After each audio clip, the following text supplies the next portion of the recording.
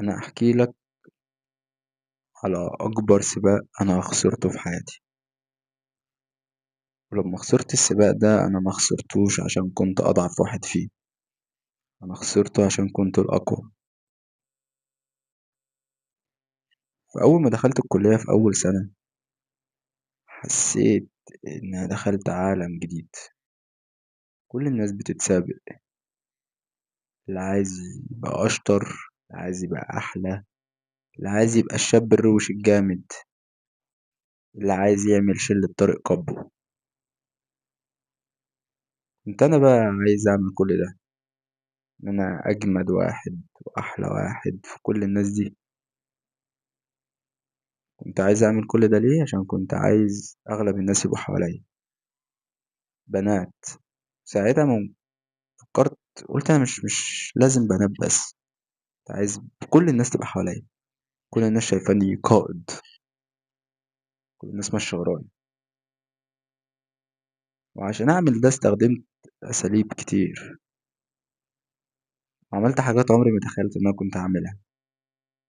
كنت بروح اماكن كنتش حاطط في حسباني ان انا هروحها، بتكلم بطريقه مش طريقتي، بحاول اظهر بمظهر مش مظهري ولا بيدل على شخصيتي الحقيقيه. واكتر حاجة كنت بعملها وكانت بتكسرني، كنت بكذب. مش عشان أنا كداب، لأ، عشان الصورة اللي انا بوريها لهم، او الصورة اللي انا بحاول ابيعها تشتغل. وجه اليوم اللي غير كل حاجة. يوم حسيت ان هما بدأوا يصدقوا، بدأوا يحبوني، يمشوا ورايا. المفروض دي لحظة انتصار، بس انا حسيت بحاجة تانية خالص. حسيت اني خسرت.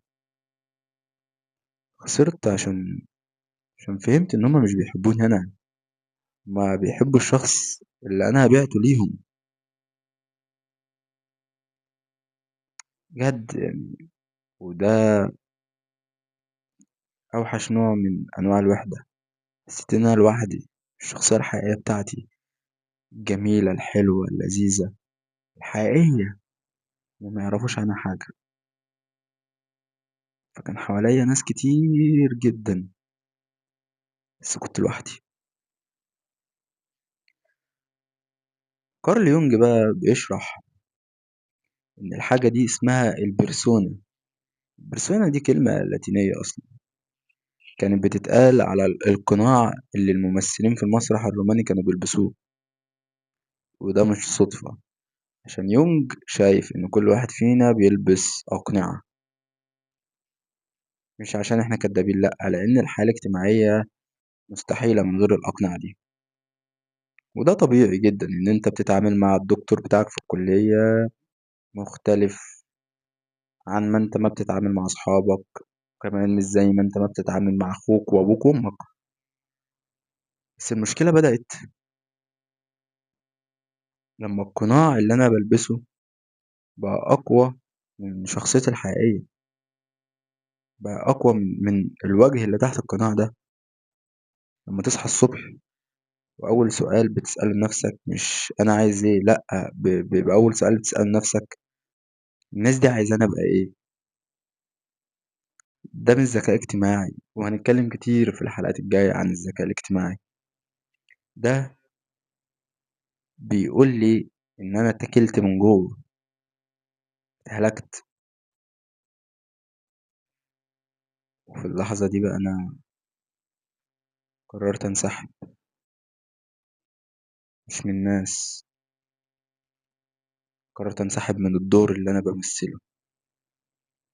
بدأت أتعامل باللي جوايا فعلا، من غير ما أكدب، من غير ما أحاول أبهر حد، من غير ما أروح مكان مش مكاني. الموضوع في الأول عمل لي مشاكل مع الناس دي، اللي هو حسوا إن في شخصية مختلفة، إن أنا بكدب. بس الغريب إن الناس دي حبتني وانبهروا كمان. وده اللي يونج تقريبا كان بيحاول يقوله، إن البرسونا اللي هي اللي مغطية قوتك، البرسونا هي اللي بتضعفك، القناع اللي انت بتلبسه هو اللي بيخليك ضعيف، لأن الناس مش بتنجذب للقناع اللي انت لابسه، الناس بتنجذب للي ورا القناع. بس خليني أسألك سؤال، مش عشان تجاوبني، لأ، عشان تفضل معاك دلوقتي في حياتك انت. في ناس بيحبوك، فكرت تسأل نفسك السؤال ده؟ ولا بيحبوا الشخص اللي انت بتبيعه لهم؟ بتيجي آخر كل يوم بالليل تسأل نفسك، مين من الناس ده هيجي يزور لي قبري؟ مين هيجي يعيط عليا؟ الموضوع هيصعب. والمرة الجاية هنتكلم عن الجزء الأصعب من البرسونا، الجزء اللي حتى انت مش عارف في نفسك.